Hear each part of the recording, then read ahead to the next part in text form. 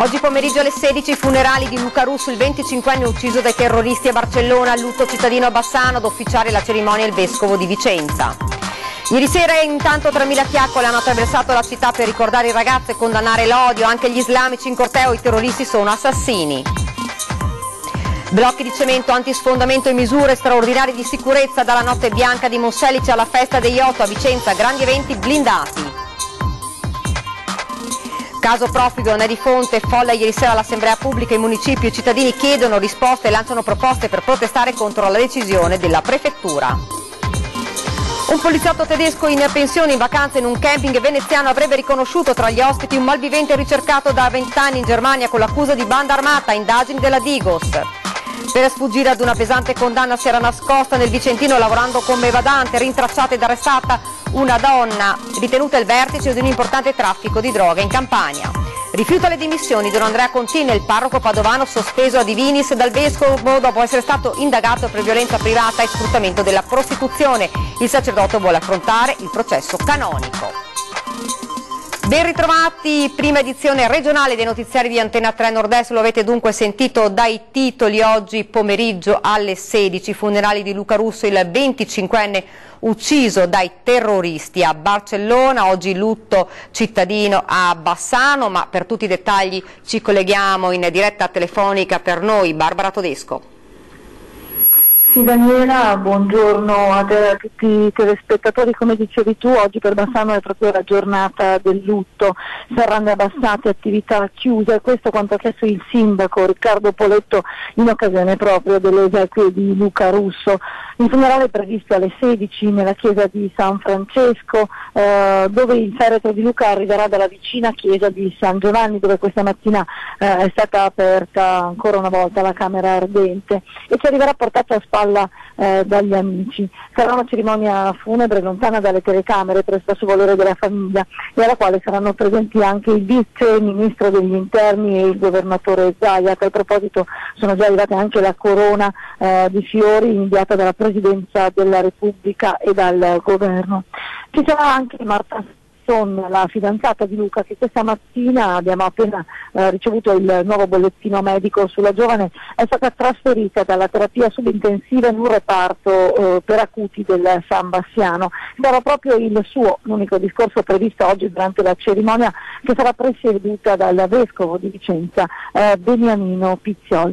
E poco fa è giunta anche la notizia che in attesa del nulla osta alla cremazione, nulla osta ancora assente per l'inchiesta aperta dalla Procura di Roma a carico ovviamente dei terroristi, ed è una inchiesta aperta ovviamente per omicidio e che prolunga quindi anche questo strazio della famiglia. Temporaneamente la salma di Luca verrà tumulata e verrà fatto in uno dei due cimiteri di Bassano. Questa mattina si è appena saputo che sarà in quello di Santa Croce, in forma comunque strettamente privata. Saranno però tantissimi, soprattutto i bassanesi, gli amici di Luca, ma anche chi Luca non lo conosceva ma ha avuto modo di conoscerlo questa settimana, che vorranno essere presenti oggi in chiesa San Francesco, proprio come lo sono stati ieri sera in quella fiaccolata che ha visto migliaia di persone ricordare il 25enne ingegnere morto a Barcellona e far sentire proprio la propria voce contro l'odio. A tal proposito, io chiudendo e salutandovi vi lascerei proprio alle immagini della fiaccolata che ieri ha invaso il centro di Bassano.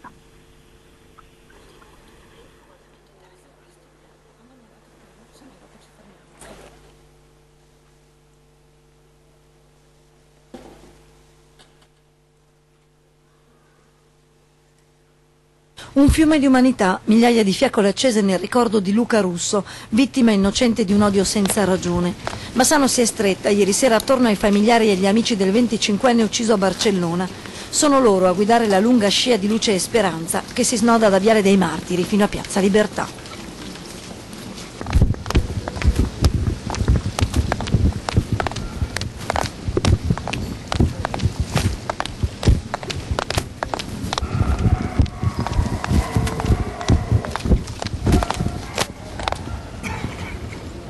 A fianco di mamma Paola, papà Simone e alla sorella Chiara si è stretta la città. Decine le fasce tricolori presenti alla fiaccolata e con loro le istituzioni regionali e i parlamentari del territorio. A salire per primo sul palco il sindaco Poletto. Questa fiaccolata e le altre manifestazioni grazie alle quali diventiamo più consapevoli non sono sufficienti, ma vanno fatte, perché tolgono linfa e terreno alla violenza e all'odio e perché ci rendono più forti contro chi vorrebbe un mondo schifoso che è esattamente il contrario di quello che vogliamo per noi e per i nostri figli. Ci hanno trascinato dentro un conflitto, è vero, ma non riusciranno mai a farci diventare come loro. Noi vogliamo essere come Luca. Dopo la dura condanna del sindaco e la volta degli amici, loro i ricordi più forti di Luca. Luca, sarà per sempre la tua principessina, non smetterà di volerti bene. Con te ho condiviso gioie e dolori, non posso pensare di averti perso. I miei ricordi sono nel mio cuore, quindi tu ci sei. Ciao Luca. Abbiamo capito e vogliamo condividere un'importantissima lezione. Le cose possono cambiare nel giro di pochi istanti e a noi non è detto sapere quando ciò accadrà. Non ci rimane che fare tesoro del tempo che abbiamo, sfruttandolo al meglio senza aspettare domani per fare quello che ci dice il cuore. Chi l'ha ucciso ha detto di farlo nel nome dell'Islam, non è così, sono terroristi non fedeli, tuona Bukhab Tani, presidente della Federazione Islamica del Veneto, prima che sul palco salga Chiara, la sorella di Luca. Mengoni ha scritto una canzone che si intitola Guerriero, e Luca è sempre stato un guerriero e sarà il mio guerriero per sempre, quindi se mai mi può sentire, ecco. Festa degli Otto a Vicenza, Campo Marzo completamente blindato, ma sentiamo in diretta telefonica Gabriella Basso. Buongiorno da Vicenza, dove la città si sveglia con la tradizionale festa degli Otto in Campo Marzo blindata. L'attentato terroristico di Barcellona e le ultime minacce all'Italia hanno fatto alzare al massimo il livello di attenzione. È così che Campo Marzo, dove gli spacciatori lasciano posto da oggi al 14 settembre alle giostre e alle migliaia di persone che si riverseranno in città, è blindato e chiuso lungo Viale Roma ed Eretenio, ormai i famosi blocchi di cemento, quei New Jersey che hanno il compito di impedire l'eventuale folle corsa di furgoni, auto, camion assassini. Parola d'ordine e sicurezza, il primo cittadino a chi le variati ha subito risposto favorevolmente alle indicazioni di questore e prefetto, che a loro volta hanno accolto alla direttiva del Viminale. Non solo variati annuncia la possibilità in futuro di posizionare sistemi di protezione simili fissi, anche se meno visivamente impattanti. Intanto, per l'incolumità e sicurezza dei cittadini, sono stati piazzati 2 grandi blocchi all'altezza delle Esedre di Viale Aretenio, accompagnati da New Jersey gialli e neri nelle laterali vie di Viale Dalmazia, ma all'intervento di più impatto. Sono i 14 blocchi di cemento da 4.000 kg collocati a difesa del marciapiede da Piazzale De Gasperi all'Esedra, più altri 60 di piccoli. Insomma, quella di quest'anno sarà una festa degli Otto, del sapore amaro, della paura. Da Vicenza è tutto, linea torna allo studio. Grazie Gabriella Basso, andiamo avanti. Monselice è il primo comune della provincia di Padova a varare misure straordinarie antiterrorismo. Questa sera in occasione della Notte Bianca saranno posizionati blocchi di cemento attorno al centro storico. 20 blocchi di cemento a presidio dei punti di ingresso al centro storico. Monselice si prepara così alla sua Notte Bianca, pensando alla sicurezza antiterrorismo. Lungo le principali vie d'accesso al centro, infatti, saranno presenti uomini delle forze dell'ordine e 20 barriere di cemento, pesanti 12 quintali l'una, per impedire il passaggio di eventuali auto o furgoni. Una decisione giunta al termine di numerosi vertici tra le forze dell'ordine e l'amministrazione comunale, certamente influenzata dagli ultimi avvenimenti di Barcellona. Vietato anche l'uso di bicchieri e bottiglie di vetro. Monselice è così il primo comune della provincia di Padova a varare misure straordinarie antiterrorismo per un evento di piazza. Solo Padova, la notte di Ferragosto, aveva utilizzato i blocchi di cemento durante i fuochi d'artificio in Prato della Valle. Le barriere verranno posizionate con una gru e il presidio delle forze dell'ordine servirà sia a consentire l'eventuale passaggio dei mezzi di soccorso, sia a rimuovere immediatamente i mezzi trovati in divieto di sosta nei pressi del centro. Ci spostiamo nel Trevigiano, caso profughi a Onè di Fonte, folla ieri sera all'assemblea pubblica in municipio, i cittadini chiedono risposte e lanciano proposte per protestare contro la decisione della prefettura. Sentiamo. Se si fa tutte le sere, si scrive turno, 10 persone tutte le sere all'infinito per dire No, è inutile, non le fanno. Se qualcuno mi porta una lista di persone che vuole fare delle donazioni lì davanti, io in qualche modo una mano la do, che dobbiamo essere in tanti. Alla fine dal pubblico c'è chi propone di fare picchetti davanti all'ex convento o di rimettersi in strada a manifestare.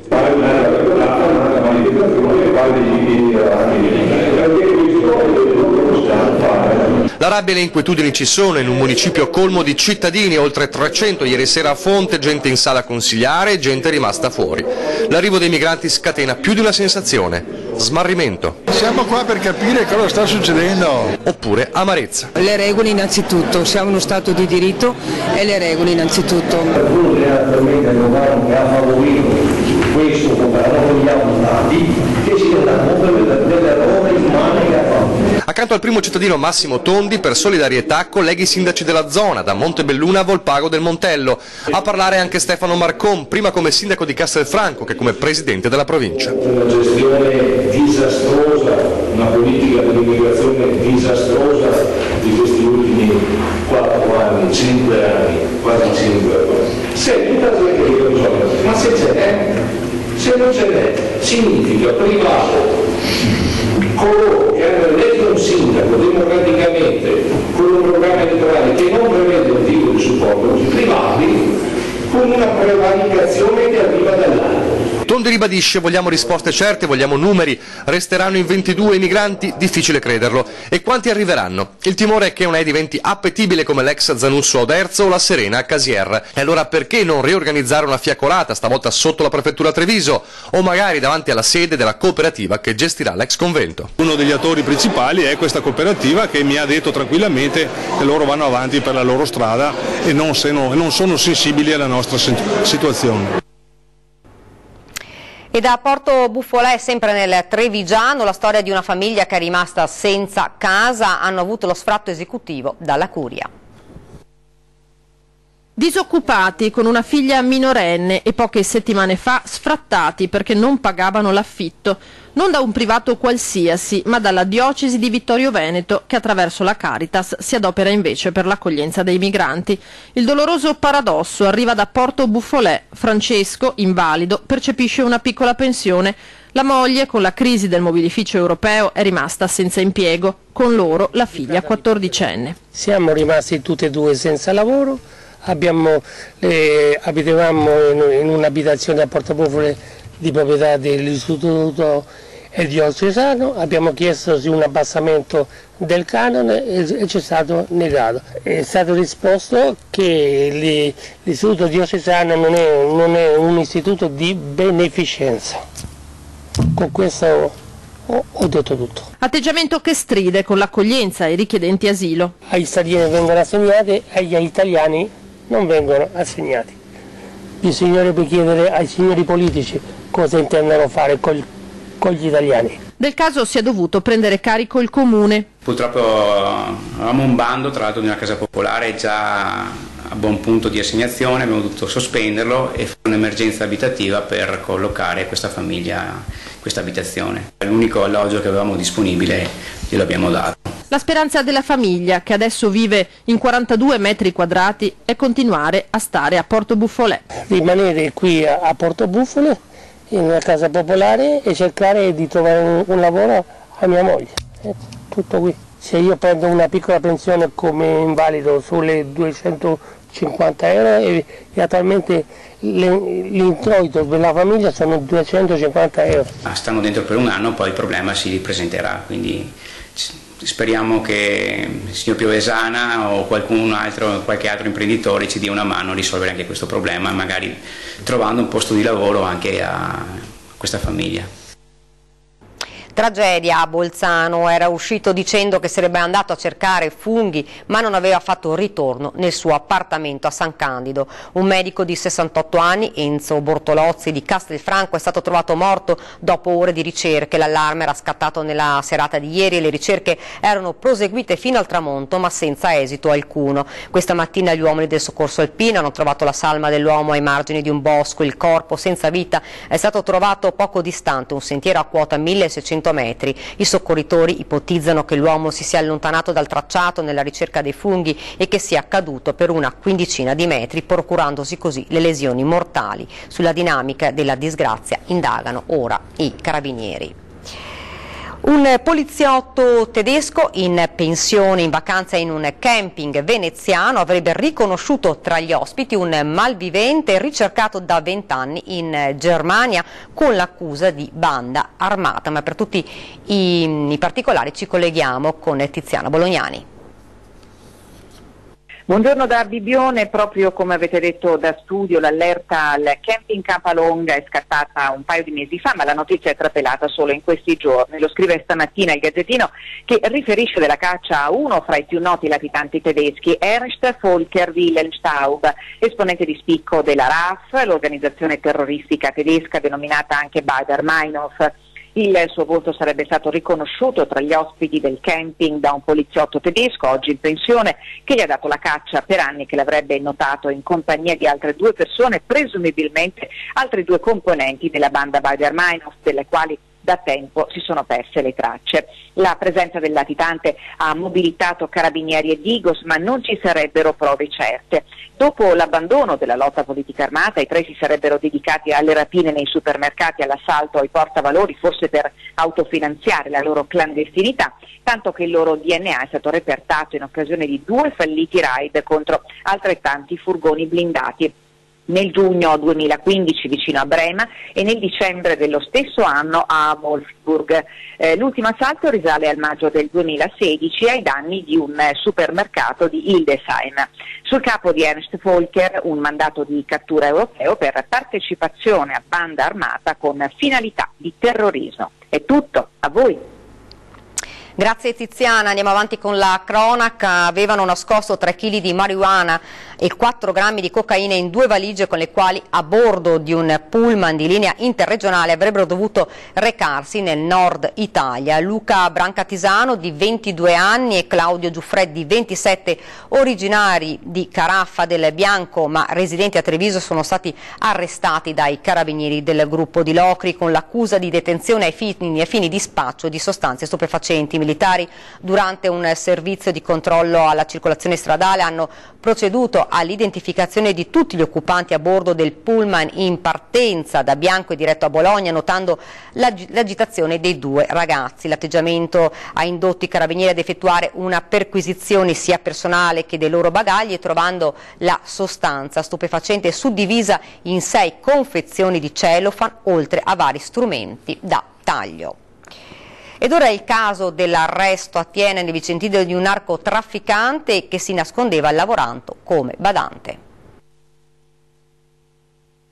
Una mite insospettabile badante al lavoro silenziosamente in una villetta di Thiene, nient'altro che una copertura per Carmela Riemma, originaria di Acerra, che in realtà era arrivata nel Vicentino per sfuggire a una pena esemplare, una condanna a 21 anni e mezzo di reclusione perché considerata al vertice di un vasto traffico di stupefacenti. Su di lei pendeva un ordine di carcerazione emesso dalla Procura di Napoli nel 2015, 2 anni di latitanza che si sono conclusi venerdì scorso quando la donna, già conosciuta come giocatrice dell'Avellino Calcio, è stata individuata dai militari del nucleo di polizia tributaria della Guardia di Finanza di Napoli e arrestata dagli specialisti del GICO. A Thiene la donna conviveva con altre 4 persone risultate non solo estranee ma totalmente all'oscuro dei trascorsi della loro coinquilina, una narcotrafficante a tutti gli effetti, alla mercé di camorra e malavita romana, ritenuta una figura di spicco di un sodalizio criminale che importava grossi quantitativi di cocaina dal Sud America per spacciarla poi tra Napoli, Roma, Firenze e Torino fino alla Riviera Adriatica. Proprio in Ecuador era stato fermato il fratello dell'arrestata. Ora Carmela Riemma si trova rinchiusa in cella, la attendono oltre 20 anni di reclusione. Ed ora ci fermiamo, c'è una piccola pausa pubblicitaria.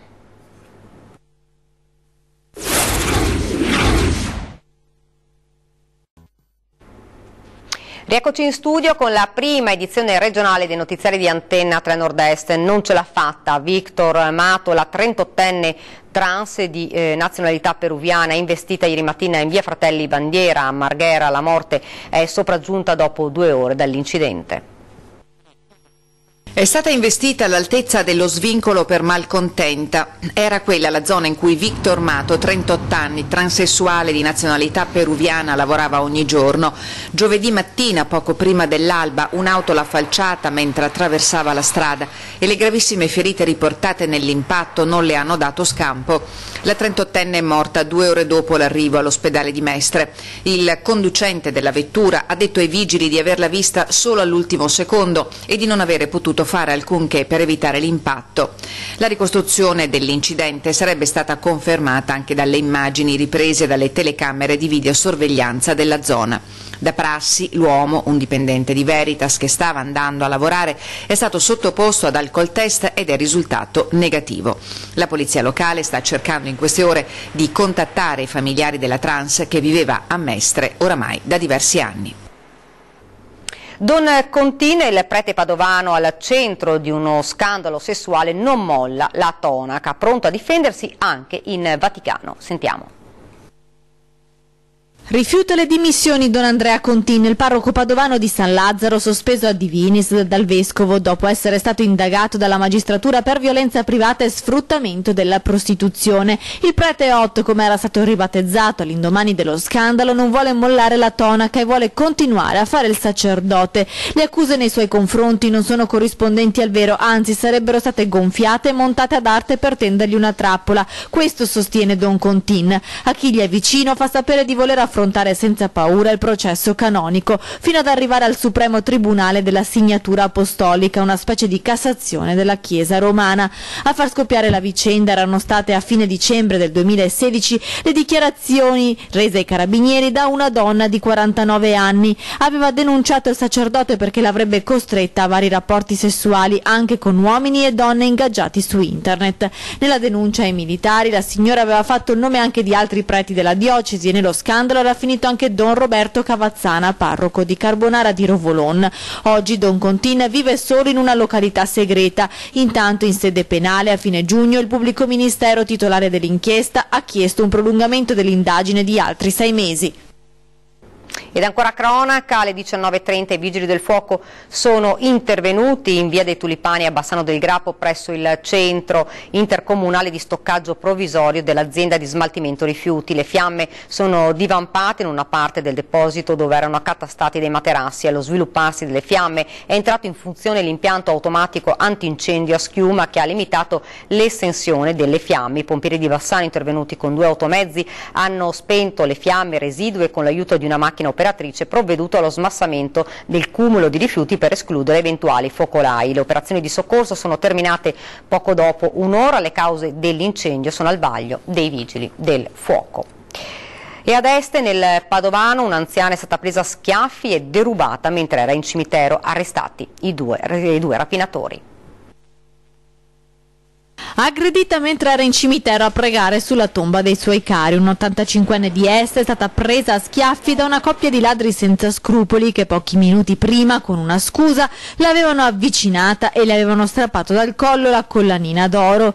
I 2, uomo e donna, dopo aver colpito al volto l'anziana, sono scappati in sella a 2 biciclette. Fortunatamente in cimitero però c'era anche un 35enne che è andato subito in aiuto dell'85enne. Dopo aver ascoltato la descrizione dei 2 rapinatori, li ha riconosciuti mentre si trovavano vicino ad un compro oro. Senza esitare il giovane ha chiamato i carabinieri. I militari hanno bloccato così i 2, un albanese di 23 anni e una connazionale di 24 anni. In tasca avevano 360 euro provento della vendita della collana dell'anziana signora.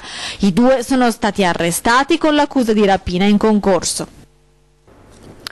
Violenza sulle donne. A Treviso presto aprirà una casa rifugio per poter accogliere le vittime e farle seguire da un'equipe specializzata. Sentiamo. A Treviso c'è bisogno assoluto di una casa rifugio per le vittime di violenza. Troppi casi, troppe le tragedie. Ed il centralino di telefono rosa ogni giorno squilla. Nuovi casi da seguire, donne da aiutare. Nel 2016 sono state 371 le chiamate e 164 le vittime che hanno accettato di seguire un percorso con le operatrici del centro antiviolenza. Da gennaio 2017 a giugno invece sono già 132 le donne che hanno contattato il telefono rosa. Di queste 80 sono tuttora seguite sia a livello psicologico che legale. Per questo, ci spiega la Presidente Rita Giannetti, abbiamo bisogno di una casa rifugio. È fondamentale, insomma, per le donne che vogliono fuoriuscire da situazioni gravissime di violenza poter avere la possibilità di un luogo protetto ad indirizzo quindi segreto, con operatrici, un'equipe che le può poi seguire per il percorso di fuoriuscita dalla violenza. La Regione ha già promosso un bando al quale parteciperà il centro antiviolenza assieme al Comune di Treviso. Nei giorni scorsi la Presidente si è incontrata ed ha parlato con il vice sindaco Roberto Grigoletto. Abbiamo fatto un ragionamento sulla possibilità di aprire una casa rifugio, anche perché la provincia di Treviso assieme alla provincia di Belluno, per quanto riguarda la nostra regione del Veneto, sono le uniche due province che a tutt'oggi non hanno una casa rifugio secondo i requisiti previsti dalla regione e dalla mappatura che la regione fa. Fra le donne la paura di denunciare la violenza e poi dover tornare a casa è troppo grande. Bisogna garantire loro la possibilità di poter avere una casa dove il congiunto aggressivo non può arrivare. Solo così le vittime terrorizzate potranno farsi avanti. Siamo quasi al termine, avete un problema che nessuno risolve, non trovate chi vi dia ascolto, ma soprattutto voce per trovare la soluzione a un disservizio, ci pensa Antenna 3. Lo dico ad Antenna, è lo spazio dedicato interamente a voi che ci seguite da casa. Segnalate quel che succede ai contatti in sovraimpressione, sms WhatsApp 351 1755 340 oppure via mail a redazione @antenna3.it oppure ancora con il telefono o lasciando un messaggio alla segreteria telefonica allo 0422 02 30 898. Saremo al vostro fianco per risolvere piccoli e grandi problemi. Ed è davvero tutto per questa prima edizione regionale dei notiziari di Antenna 3 Nord-Est. Io vi lascio come di consueto alle nostre previsioni del tempo. Grazie davvero per averci seguito e buona giornata.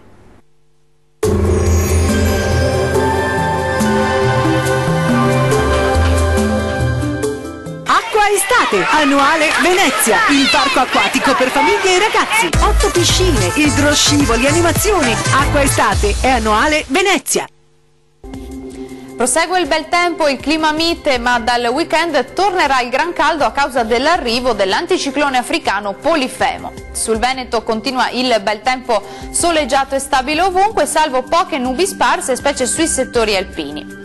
Temperature che risultano essere in ulteriore aumento, con massime previste tra i 28 e i 33 gradi, minime attese tra 17 e 21 gradi circa. Che tempo farà invece sul Friuli Venezia Giulia? Anche qui avremo una splendida giornata soleggiata e stabile ovunque, con cieli quasi completamente sereni. Temperature massime tra i 29 e i 33 gradi, valori minimi previsti tra 18 e 19 gradi circa. E concludiamo con uno sguardo alla situazione del Trentino Alto Adige.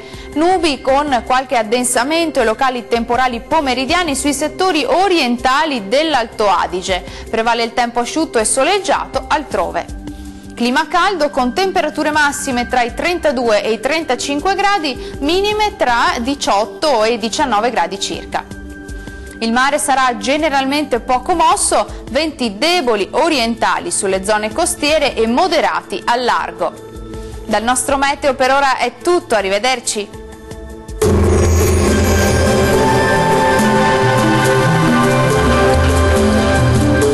Termoidraulica Susina. Se compri una caldaia, in omaggio il condizionatore. Termoidraulica Susina a 0 gradi. Acqua estate è annuale Venezia.